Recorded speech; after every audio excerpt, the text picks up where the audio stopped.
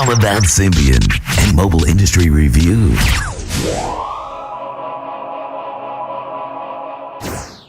Hi Rafe, my name is Chris Davidson and I'm a Program Manager at Symbian Foundation, and I work as effectively a coordinator between all the delivery management, technology management, marketing and communications. I'm a general runaround and firefighter.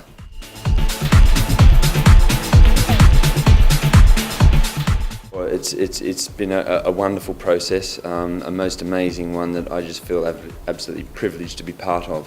What we had to do initially was look at the code that was being made public, things like patents, third-party IP, the actual license headers, making sure that they were a public license, and we weren't obviously making any mistakes with what we were putting out there in the public domain. A very large-scale activity. That was step number one, and then we moved on to having to work within corporate processes, particularly within Nokia, who, I can't speak highly enough of here. We're talking about, in the final push, over 108 packages moving through a requirements process inside Nokia. They have phones to ship, they have many other things to do besides just Symbian Foundation. And we had to work very closely with Nokia to get through that requirements process and get all the teams completing the work. From there, it developed also into there were some changes in ownership of packages, and we had to work with some third parties like Ixynos, taking ownership of packages from Nokia. Once again, ways of working, how we work with third parties, with Nokia, with the community. We had to go through that process. You can imagine there's a lot of legal involved, approvals, OKs, things like that. So there's a lot of formalities at the very beginning.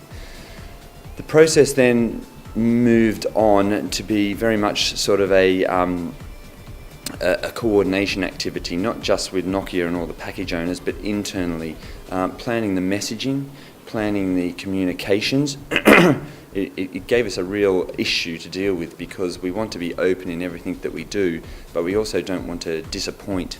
And we were struggling very much with, should we let the messaging out as we do it, or should we keep it relatively quiet so that we actually deliver some hard code that people can touch, see and play with. It was an internal coordination activity that went on, and we had a number of program teams that would meet on a regular basis, and above all of that we had a steering group which was between Nokia and Symbian, which was the top level overview of all the technical, the delivery, and the marketing and communications.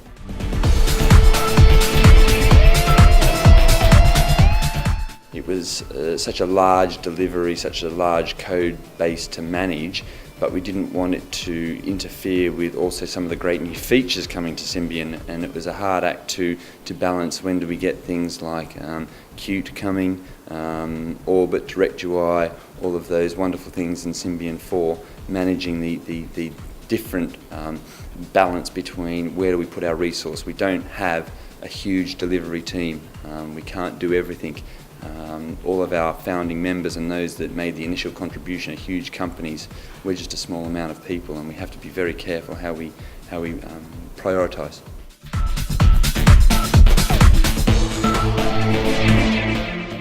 Initially, the fact that people can actually see the source code and that it's in the public domain is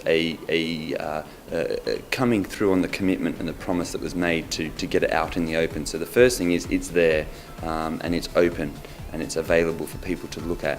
What it means for developers is that they can actually now contribute, and this is where it starts to get interesting. Package ownership, we've already seen some packages moving away from Nokia. We expect that to only increase. It allows even much smaller players in an industry to now have access to what is the world's leading mobile platform. For the manufacturers themselves, I think that it's the start of a whole new world where they actually, instead of being closed companies purely reliant on their own employees to keep innovating and keep coming up with new ideas, it now opens them up to the entire world. It will keep them refreshed, keep them working. Something that we noticed with the preparation for this project was we had to spend a lot of time with package owners in Nokia educating them on what they can expect when the code goes out there.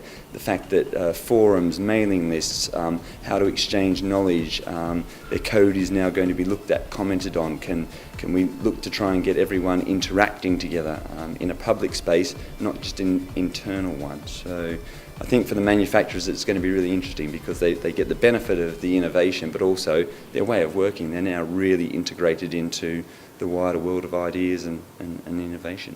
Stay tuned for more at All About Symbian and Mobile Industry Review.